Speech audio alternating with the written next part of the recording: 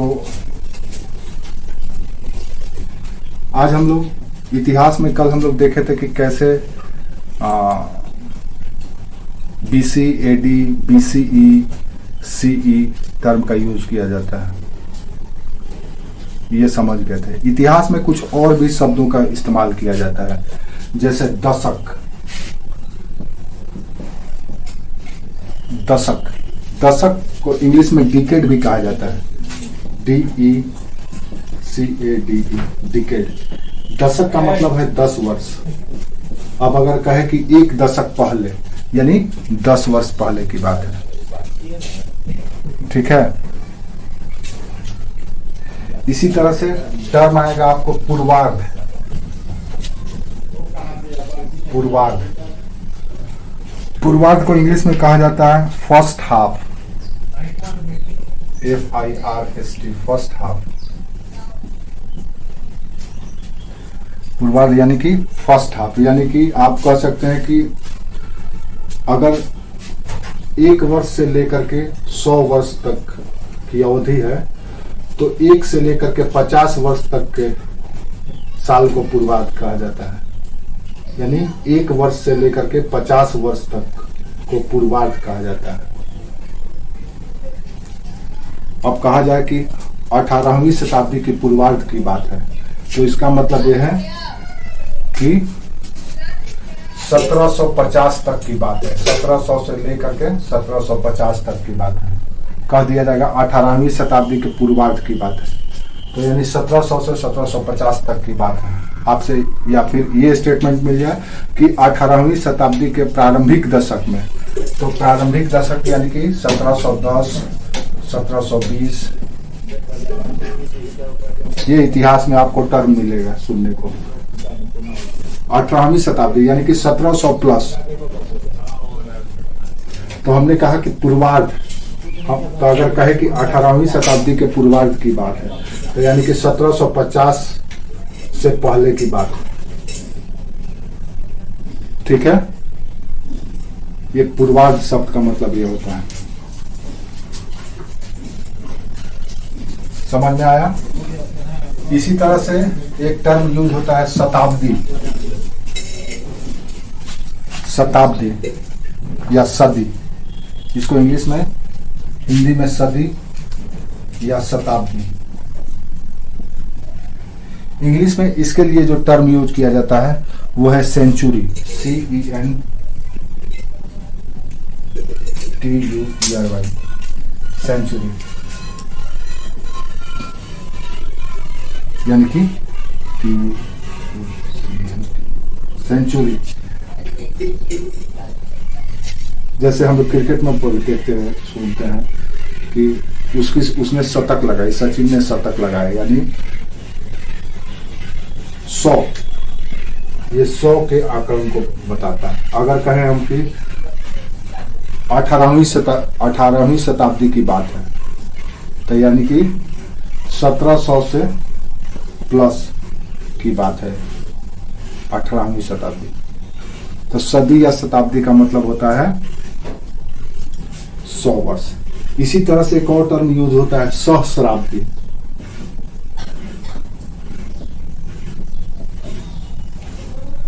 एक 1000, इसको कहा जाता है मिलेनियम, MILLI, मिलेनियम, MILLE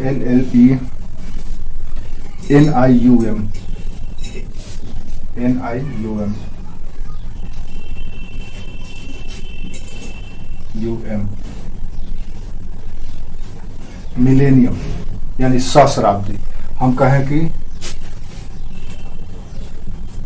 2 शताब्दी या सहस्राब्दी ईस्वी पूर्व, यानी कि 2000 साल पहले। समझ में आया? ये टर्म आपको इतिहास में अक्सर पढ़ने को मिलेगा, दशक, पूर्वार्ध, शताब्दी।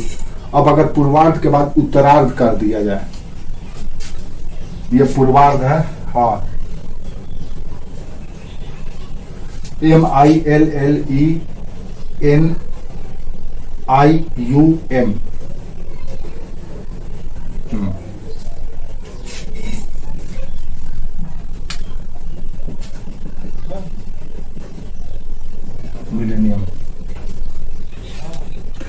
1000 साल। अब अगर हम पूर्वार्ध कहें तो इसका मतलब है कि ये, अगर हम उत्तरार्ध कर दें तो इसका मतलब यह है कि 50 वर्ष बाद। अगर हम उत्तरार्ध कहें कि 18वीं शताब्दी के उत्तरार्ध की बात है, तो यानी कि 1750 के आगे की बात है। अगर हम 18वीं शताब्दी कहें कि 18वीं शताब्दी के उत्तरार्ध की बात है, तो ये 1750 के बाद यानी 1751, 52, 53, 54 इस तरह की बात है। पूर्वार्ध कहेंगे तो 1750 से पहले की बात है। ठीक है, तो ये फर्स्ट हाफ और वो फर्स्ट पास्ट, उत्तरार्ध। ये आपको इतिहास में अक्सर पढ़ने को टर्म मिलेगा,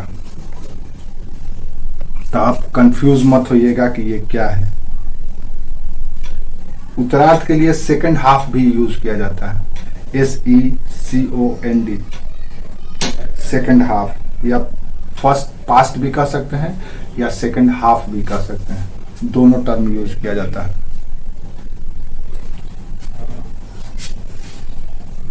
तो ये सारे के सारे टर्म आपको इतिहास के पन्नों में मिल जाएंगे और आप उसको समझ करके कंफ्यूज मत होइएगा। जैसे ही मिलेगा सदी या शताब्दी, तो इसका मतलब 100 वर्ष की बात की जा रही है।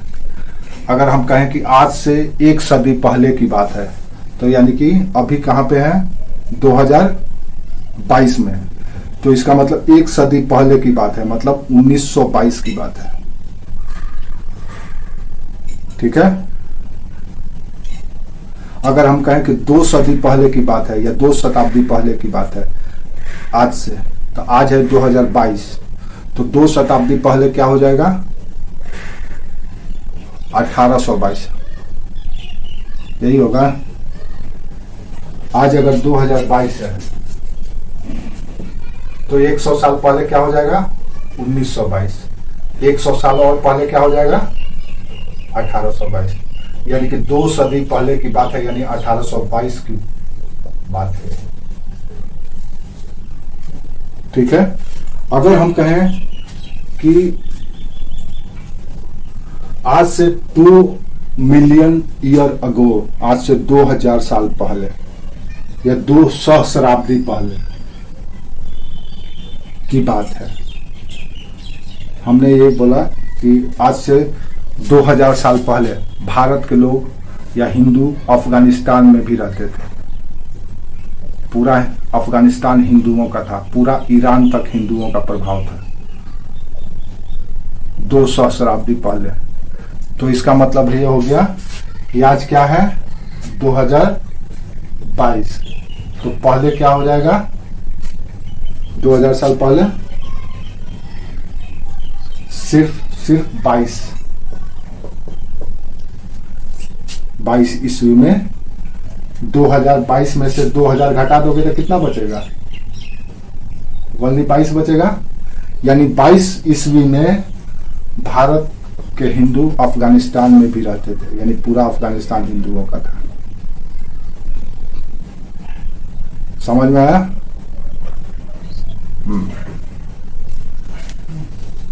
तो second half, first half, decade, दशक। अब हम कहें कि आज से 2 दशक बाद ऐसा हो सकता है कि लोग सड़क पे नहीं चल करके सबके पास उड़ने वाली बाइक होगी। तो 2 दशक बाद की बात कर रहे हैं, तो क्या हो सकता है, अगर अभी 2022 है तो 2 दशक बाद क्या हो जाएगा, 20 वर्ष जोड़ लो, 20 वर्ष जोड़ लोगे मतलब 2042 में लोग सड़क पे नहीं बल्कि हवा में चलेंगे। यही होगा ना? समझ में आ रहा है मेरी बात?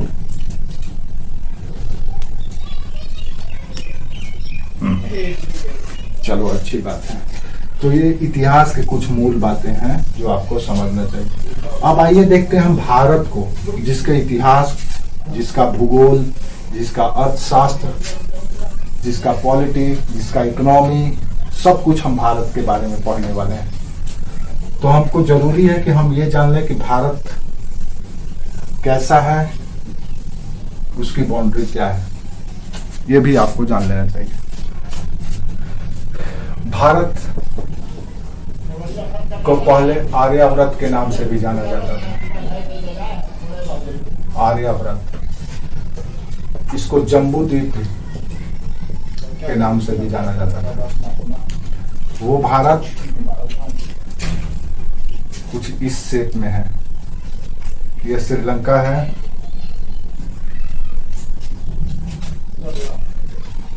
भारत के नीचे ठीक हिंद महासागर है। हिंद महासागर एकमात्र हिंद महासागर ही ऐसा महासागर है, या एकमात्र इस धरती का सागर हिंद महासागर है जिसका नाम किसी देश के नाम पे है, वो है हिंद महासागर। यानी ये पूरा का पूरा क्षेत्र भारत का था, हिंदुओं का क्षेत्र था, इसीलिए, या हिंदू देश भारत का था, इसीलिए इसको हिंद महासागर कहा जाता है। एकमात्र विश्व का महासागर है हिंद महासागर, जो किसी देश के नाम पे है। अदरवाइज प्रशांत महासागर या पैसिफिक ओशन, अटलांटिक महासागर, आर्कटिक महासागर, जो भी ओशन है वो सब के सब उसका कुछ दूसरे कारण से उसका नाम रखा गया है। लेकिन एकमात्र हिंद महासागर ऐसा देश है जिसका नामकरण किसी देश के नाम पे है। अब ये भारत की भौगोलिक सीमा यानी ज्योग्राफिकल बाउंड्री आपको देखना है। तो भारत के दक्षिण में, भारत के मुख्य भूमि के दक्षिण में हिंद महासागर है, दक्षिण में श्रीलंका है, ये एरिया बंगाल की खाड़ी है, बे ऑफ बंगाल। हम ये मोटा मोटी पढ़ रहे हैं, बाकी आगे में इसकी बारीकियां ज्योग्राफी में पढ़ेंगे। ये एरिया अरब सागर कहलाता है, अरब सागर, अरेबियन सी। याद रखिए ये सब के सब कभी ना कभी हिंद महासागर का ही हिस्सा था, क्योंकि भारत अभी जहां पे है वहां पे पहले नहीं था, भारत नीचे था, भारत उत्तर की ओर बढ़ रहा है, ऐसे नीचे से उत्तर। जैसे कि मान लो ये पृथ्वी है, और पृथ्वी में अगर हम इसको दो हिस्सों में अर्थ को बांट दें, इधर का उत्तर इधर का दक्षिण, तो भारत पहले यहां पे था, खिसकते खिसकते खिसकते यहां पे पहुंच गया है। अब उत्तर नहीं जा सकता है, अब ऐसे जा रहा है, इधर जा रहा है। तो आने वाले समय में हो सकता है कि जो हम लोग भारत के लोग, झारखंड में हैं आप, तो यहां पे हैं सपोज, तो हो सकता है अभी आप उत्तर क्षेत्र में हैं। मैप में, मानचित्र में इस क्षेत्र को उत्तर कहा जाता है, ये क्षेत्र दक्षिण कहलाता है।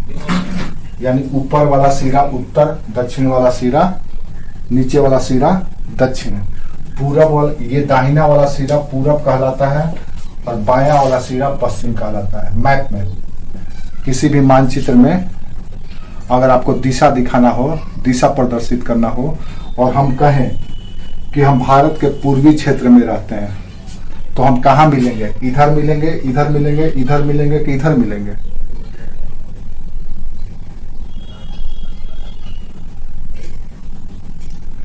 राइट वर्ड में मिलेंगे, इधर मिलेंगे। तो ये पूरब है। क्यों पूरब है? क्योंकि सनराइज यहीं से होता है भारत में, इधर से ही होता है सूर्य उदय। क्यों इधर ही सूर्य उदय होता है? क्योंकि अर्थ ही ऐसे रोटेट करता है, वेस्ट टू ईस्ट ऐसे, इसलिए सूर्य स्थिर है, वो रोटेट नहीं करता है। किसी का माइक ऑन है? मुकेश आपका माइक ऑन है शायद। हाँ, मुकेश जब भी माइक ऑन करता है तो खड़खड़ाहट होता है, बाकी लोग अगर माइक ऑन करते हैं तो कोई दिक्कत नहीं है, मुकेश का फोन में प्रॉब्लम है। तो अर्थ जो है वेस्ट टू ईस्ट वार्ड में रोटेट करता है, सन स्थिर है। हम लोग ये सब ज्योग्राफी में इसकी टेक्नोलॉजी या टेक्निकलिटी पे बात करेंगे, क्यों है ऐसा। तो इसके वजह से क्या होता है कि भारत का ये हिस्सा पूर्वी क्षेत्र हो जाता है।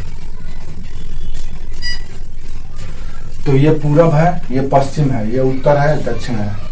आज उत्तर भारत के लोग जो उत्तर कहला रहे हैं, आज से 5 लाख वर्ष बाद ये उत्तर के लोग पूरब में चले जाएंगे और दक्षिण के लोग चले जाएंगे पश्चिम में।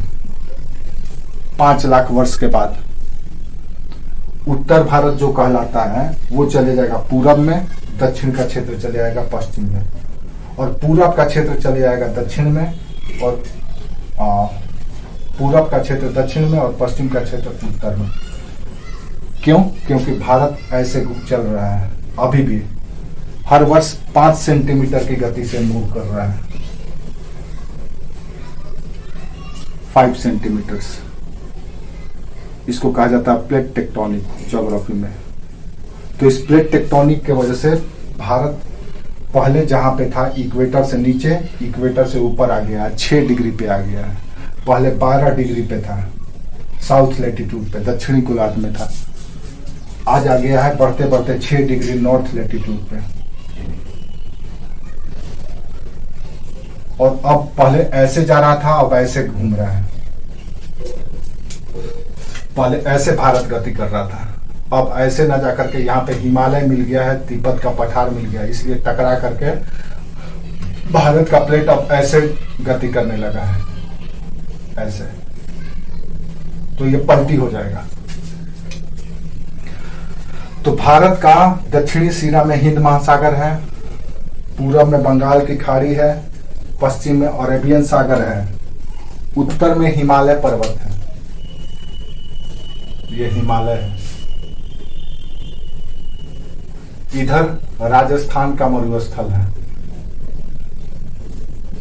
जिसको थार का रेगिस्तान कहा जाता है। राजस्थान के मरुस्थल को थार का रेगिस्तान कहा जाता है। और ये सारा का सारा हिस्सा ऐसे हिमालय के पर्वत से कवर है।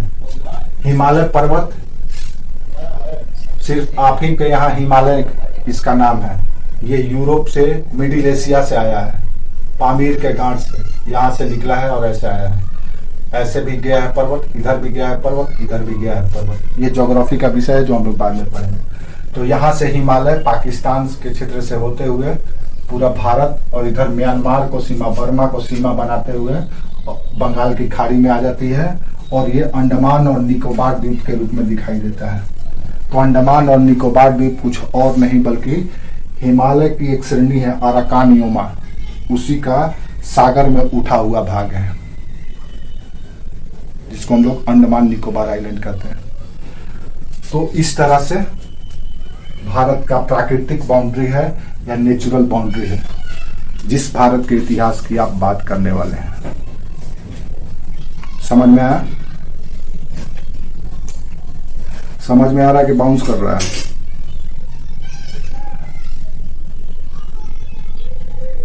सबको समझ में आ रहा है ना? बाउंस नहीं करना चाहिए। बाउंस करेगा तो फिर से slow ball, short pitch ball भी दिया जा सकता है, फुल टॉस भी दिया जा सकता है, इसका कोई टेंशन नहीं लेना है। वैरायटी ऑफ बॉल है, 6 गेंद में 6 बॉल फेंकना है, 6 तरह से बॉल फेंका जा सकता है। अब आप देख लीजिए किसमें आप कंफर्ट है। तो बाउंस नहीं करना चाहिए क्योंकि अभी बहुत कुछ पढ़ना है। ये सब अभी समझ लीजिए इंट्रोडक्टरी क्लास है, आपको सिर्फ और सिर्फ इंट्रोडक्शन दिखाया जा रहा है ताकि आप पढ़ते समय, अगर हम ये बात कहें कि भारत के पूर्वी क्षेत्र, अब अगर यहीं पर एक और सवाल उठता है, इसका जवाब दो। हम अगर कहें कि भारत के उत्तर पूर्वी क्षेत्र के रहने वाले लोग, तो उत्तर पूर्वी क्षेत्र कौन सा होगा? या पूर्वोत्तर क्षेत्र, उत्तर पूर्वी, नॉर्थ ईस्ट। हम कहें कि नॉर्थ ईस्ट के लोग चाइनीज टाइप के दिखते हैं, तो नॉर्थ ईस्ट किधर पड़ेगा इस मानचित्र में? नॉर्थ ईस्ट कहाँ? ये एरिया नॉर्थ ईस्ट पड़ेगा। ये कहना चाहते हैं आप? Very good. अगर हम कहें, हाँ, अगर हम कहें साउथ ईस्ट की बात है,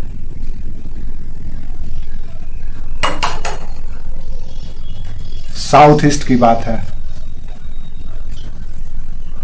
हाँ, तो साउथ ईस्ट नीचे, ये एरिया साउथ ईस्ट होगा। तो इसका मतलब ये है कि हमको अगर बांटना हो तो इसको हमको बांटना पड़ेगा कि कहाँ से कौन सा क्षेत्र ईस्ट है, कौन सा क्षेत्र वेस्ट है, कौन सा क्षेत्र ये है। तो ये भारत की बाउंड्री है जिसको आपको दिमाग में रखना है मोटा मोटी। अगर आप भारत में पूरब की ओर जाएंगे तो आपको बंगाल की खाड़ी मिल जाएगी, ये बंगाल तक, बंगाल से लेकर के तमिलनाडु तक, कन्याकुमारी यहाँ पे है, यहाँ तक पूरा बंगाल की खाड़ी है। अगर आप पश्चिम की ओर जाएंगे तो यहाँ पे इधर पाकिस्तान मिलेगा, इधर अफगानिस्तान मिलेगा, इधर चले आएंगे तो अरबियन सागर मिल जाएगा। उत्तर जा नहीं सकते हैं क्योंकि हिमालय पर्वत है। अगर उत्तर को हिमालय को क्रॉस कर गए तो आपको क्या मिलेगा? सबसे पहले तो हिमालय की 4 श्रेणियां हैं, उसमें बीच में आपको नेपाल मिलेगा, उसी में आपको तिब्बत मिल जाएगा। और अगर इसको भी क्रॉस कर जाएगा तो चले जाएंगे चीन। समझ गए? अगर चीन को भी क्रॉस कर गए, अगर चीन को भी क्रॉस कर गए तो कहां पहुंच जाएंगे? रसिया, रूस। और रूस ऐसा देश है, रूस ऐसा देश है जिसके आधे क्षेत्र में दिन होता है तो आधे क्षेत्र में रात होता है। इतना बड़ा कंट्री है वो। रूस को यूरेशिया भी कहा जाता है क्योंकि उसका आधा पार्ट यूरोप में, आधा पार्ट एशिया में पड़ता है। वो सारी बातें हम लोग आगे करेंगे जब ज्योग्राफी करेंगे तो। लेकिन आप मोटा मोटी ये समझ लो कि भारत की बाउंड्री कुछ इस तरह से है, ये बाउंड्री है। अब थोड़ा सा और इसके भारत के बारे में जानते हैं क्योंकि हमको भारत का इतिहास पढ़ना है। तो इतिहास पढ़ना है तो सब, geography is the evidence of all subject. भूगोल सभी विषयों का साक्ष्य की तरह होता है। ज्योग्राफी जहां पे होगा वहीं पे साइंस होगा, वहीं पे इकोनॉमिक्स होगा, उसी का हिस्ट्री होगा, वहीं पे हिस्ट्री होगा, वहीं पे पॉलिटी होगा, सब कुछ। यानी कि हर एक जगह पे ज्योग्राफी होगा, भूगोल होगा। तो हर एक सब्जेक्ट का साक्ष्य होता है, गवाह होता है भूगोल। बिना भूगोल का कोई सब्जेक्ट पूर्ण नहीं है, क्योंकि विज्ञान का प्रयोग या वैज्ञानिक प्रयोग भी आप किससे करते हैं? ज्योग्राफी की मदद से ही तो करते हैं, उसके रिसोर्सेस का इस्तेमाल करके ही तो करते हैं। आप कल्पना करो, आप रॉकेट बना रहे हो या स्पेस क्राफ्ट बना रहे हो, अंतरिक्ष यान बना रहे हो, तो उसका मटेरियल कहां से लाओगे? इसी धरती से तो लाओगे ना। जितने भी मेटल होंगे कहां से लाओगे? मेटल से ही तो तुम बनाते हो सारा कुछ। जो कुछ है, जो कुछ भी आप टेक्नोलॉजी बनाए हो, किस क्या है वो? मेटल ही तो है ना। और मेटल कहां देता है? कौन देता है? ज्योग्राफी देता है, भूगोल देता है। आप इतिहास की बात करते हो, सपोज भारत की इतिहास, तो भारत की इतिहास मतलब भारत के भूगोल, उस भौगोलिक क्षेत्र का इतिहास की बात कर रहे हो कि कहां के राजा कौन थे, कहां युद्ध हुआ, यही पढ़ते हो ना। इकोनॉमिक्स की बात करते हो तो इकोनॉमिक्स का मतलब क्या? इकोनॉमिक्स भी तो उसी की पैदाइश है, जननी है, संतान है। अर्थव्यवस्था, आर्थिक गतिविधि, उत्पादन, वितरण और उपभोग, प्रोडक्शन, सप्लाई एंड कंजम्पशन, ये तीनों काम इसी से करते हो। अगर यानी कि ज्योग्राफी नहीं हो, ज्योग्राफी यानी कि अर्थ ही नहीं हो तो ये सब बेकार, अनर्थ है, सब यूजलेस है। अर्थ को हटा दो तो तुम कहाँ रहोगे? कहीं नहीं रहोगे। कहीं का नहीं रहोगे, कहीं नहीं रहोगे, नहीं कहीं का नहीं रहोगे।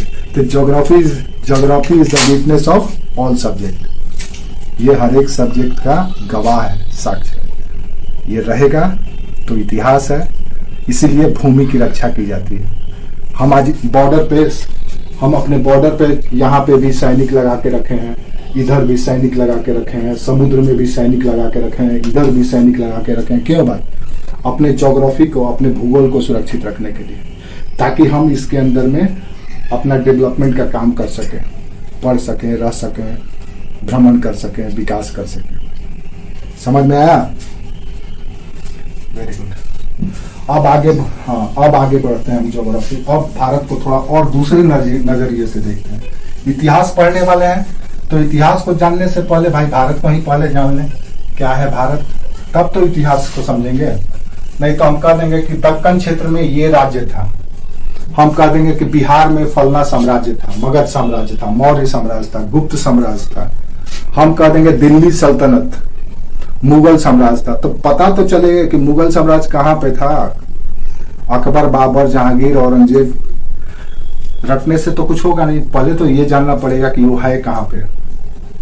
हम कहें कि सिद्धार्थ है, तो सिद्धार्थ कहाँ पे है, आपके मन में सबसे पहले क्लिक करेगा कौन सा सिद्धार्थ, कहाँ का सिद्धार्थ। सिद्धार्थ तो असंख्य है, ठीक है। तो इसीलिए भारत को समझने के लिए पहले भारत को आपको ज्योग्राफिकली डिफाइन करना पड़ेगा। भारत का ये उत्तर का क्षेत्र हिमालय है, इधर राजस्थान का मरुस्थल है, ये एरिया गुजरात है।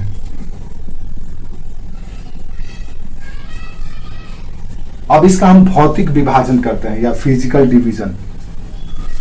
अब भारत का राजस्थान का क्षेत्र से लेकर के ऐसे असम तक का क्षेत्र, इसको कहा जाता है सिंधु गंगा मैदान। सिंधु गंगा मैदान। अब पाकिस्तान बन गया है, इसीलिए सिंधु नदी का बहुत कम क्षेत्र भारत में पड़ता है, इसीलिए अब सिर्फ और सिर्फ इसको पंजाब गंगा मैदान कहा जाता है, या सिर्फ गंगा का मैदान। या एक और टर्म इसके लिए यूज किया जाता है, गंगा ब्रह्मपुत्र का मैदान।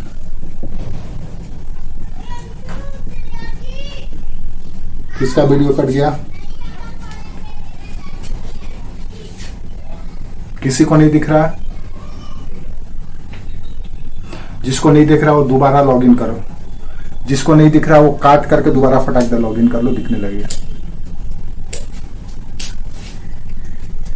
तो इसको गंगा का मैदान, गंगा ब्रह्मपुत्र मैदान या पंजाब गंगा का मैदान भी कहा जाता है।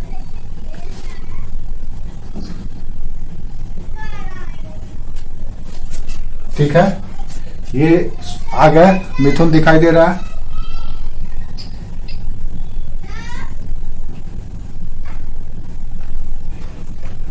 दिखाई दे रहा है आपको?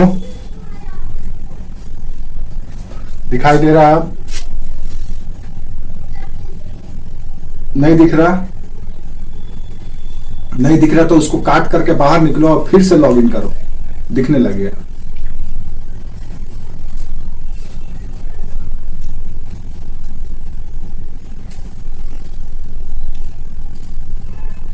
एग्जिट करने के लिए स्क्रीन पे टच करोगे तो लाल रंग का बटन दिखेगा, उसको टच करो, निकल जाओगे। फिर से लॉगिन करो, लिंक थ्रू लिंक। किसको नहीं दिखा, सुनाई दे रहा? हाँ तो नहीं, सुनाई तो दे रहा था, खाली दिखाई नहीं दे रहा था। मिथुन तुमको सुनाई दे रहा है?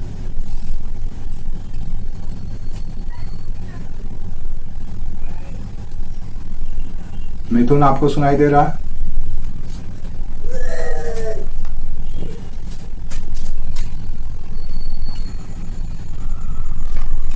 मिथुन सुनाई दे रहा है आपको? अब आगे बढ़ते हैं, आगे की कहानी देखते हैं। तो ये जो मैदान है, ये पंजाब का मैदान या गंगा का मैदान या गंगा ब्रह्मपुत्र या सिंधु ब्रह्मपुत्र का मैदान कहलाता है, जो कहां से कहां तक है? भारत के पंजाब स्टेट से लेकर के, पंजाब से लेकर के असम तक फैला हुआ है। याद रखिए, ये जो प्लेनी रीजन है यानी मैदान है, इस भारत का ये मैदान है। भारत में 3 जगह मैदान पाए जाते हैं, एक तो ये मैदान है, दूसरा इधर मैदान है और तीसरा इधर मैदान है। तो इसको तटवर्ती मैदान कहा जाता है, कोस्टल प्लेन। तटवर्ती मैदान, कोस्टल प्लेन, ये भी कोस्टल प्लेन है। और ये भारत का मुख्य या उत्तर भारत का मैदान कहलाता है, उत्तर भारत का मैदान। और ये मैदान विश्व की दूसरी सबसे बड़ी मैदान है, प्लेनी रीजन है। मिसिसिपी मिसौरी मैदान के बाद, अमेरिका के मिसिसिपी मिसौरी मैदान के बाद भारत का गंगा ब्रह्मपुत्र मैदान विश्व की दूसरी सबसे बड़ी प्लेनी रीजन है। अब ये प्लेन क्या होता है, मैदान क्या होता है? तो ये अब आप ज्योग्राफी में इंटर कर जाएंगे। द प्लेन या मैदान, पठार, पर्वत, इसका अपना डेफिनेशन है। तो मैदान यहां पे पढ़ रहे हैं तो सिर्फ मैदान के बारे में जान लेते हैं कि मैदान है क्या। मैदान दरअसल वो प्लेन या समतल भूमि है जिसका निर्माण डिपोजिशन से या निक्षेपण से हुआ है। अब ये मैदान कैसे बना है, अब याद रखो, थोड़ा सा और समझ लो। अगर आप भारत में हो तो इधर हिमालय पर्वत है, हिमालय, और ये जो रीजन है, ये भारत का ये जो भूमि है, ये मैदान है, ये भी मैदान है। ये जो एरिया है, ये एरिया, इसको कहा जाता है प्रायद्वीपीय पठार, पेनिनसुलर, इंडियन पेनिनसुलर या भारतीय प्रायद्वीप, इसको कहा जाता है, या इंडियन प्लेटो भी कहा जाता है, भारतीय पठार भी कहा जाता है। पेनिनसुलर लिखते चलो, लिखे, पूछेगा तुम लोग लिखने के लिए, सुनते रहो लिखते रहो, सुनते, इतना स्मार्ट बनो, बच्चा नहीं है तुम लोग, सुनते रहो देखते रहो लिखते रहो, सुनते रहो देखते रहो लिखते रहो।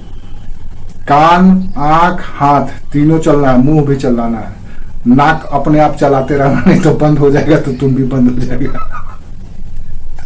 तो नाक को ऑटोमोटिव मोड पे रखो, नाक अपने आप चलने दो, बाकी जाए सारे जो बॉडी के ऑर्गन्स हैं उसको स्वयं से हैंडल करो, उसका कमांड अपने हाथ में रखो। पढ़ते समय टीचर से ये नहीं पूछना है कि सर ये लिखें, सर जी बताएंगे कि तब लिखेगा, सर जी बकवास थोड़े ना कर रहे हैं, बोर्ड पे पढ़ा रहे हैं, इसका मतलब ये है कि तुम्हारे लिए ये इंपॉर्टेंट है, वो काम का चीज है, कोई यूजलेस चीज नहीं है। क्लियर है? तो जब आप इंडियन प्लेटो की बात करते हो तो ये कोस्टल क्षेत्र को निकाल दो, ये सारा का सारा रीजन इंडियन प्लेटो है, यानी भारतीय पठार है। अब ये पठार है यानी कि ये चट्टान से बना हुआ है, पत्थर का है, ये सब पथरीला भूमि है, और इधर भी पथरीली भूमि है, चट्टान है। तो ये मैदान कैसे बनेगा, तो इसका एक कॉन्सेप्ट है। दरअसल हुआ क्या कि ये हिस्सा, हिमालय से उत्तर का हिस्सा और ये हिस्सा, ये दो अलग अलग हिस्सा था और बीच में खाई था। अगर आप पृथ्वी की कल्पना करो, इसको मिटाते हैं और यहां दिखाते हैं, अगर आप पृथ्वी या अर्थ की कल्पना करो तो आपको यह समझ लेना चाहिए कि अर्थ जो आज आपको अर्थ या पृथ्वी सॉलिड फॉर्म में दिखता है, ठोस अवस्था में दिखता है, ये पहले गैसियस मोड में था, जैसे धुआं है या बादल है, पहले पृथ्वी उसी तरह से था। धीरे धीरे उसका सॉलिडिफिकेशन होना शुरू हुआ, ठोस होना शुरू हुआ, वो गैस धीरे धीरे ठोस होते चला गया, और सॉलिड होते होते ये आज अर्थ इस शेप में। अर्थ ऐसा नहीं है, पृथ्वी, हम लोग अक्सर किताब में पढ़ते हैं कि पृथ्वी गोल है, पृथ्वी गोल नहीं है।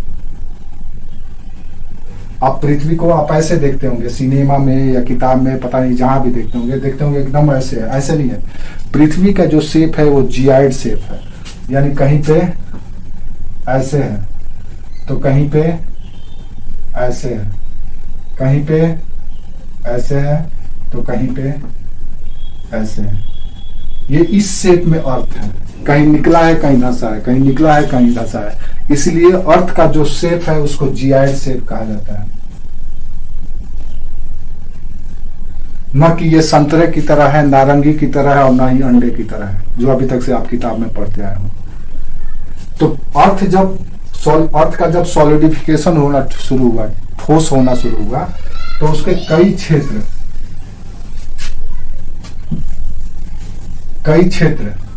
स्थल के रूप में बने, विकसित हुए। तो बीच में जो क्षेत्र था इसमें पानी था। ये थोड़ा इसकी बारीकियां हैं जो हम लोग बाद में पढ़ेंगे, ज्योग्राफी में नहीं तो घुस जाएंगे, और ज्योग्राफी में अभी नहीं जाना है।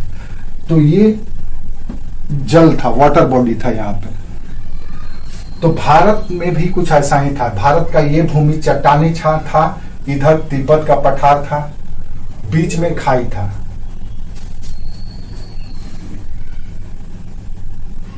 क्या हुआ, फोन पे बात कर रहा है? कौन फोन पे बात कर रहा है?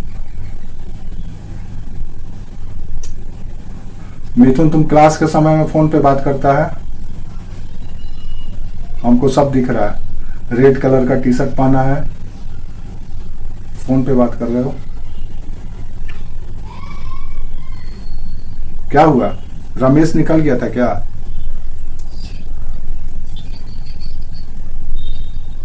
डाटा खत्म हो गया मिथुन?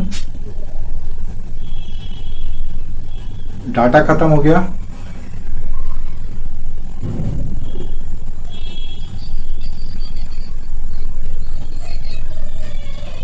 अच्छा, तो डाटा खत्म हो गया तो इसका मतलब क्या किया जाए? क्लास खत्म कर दिया जाए।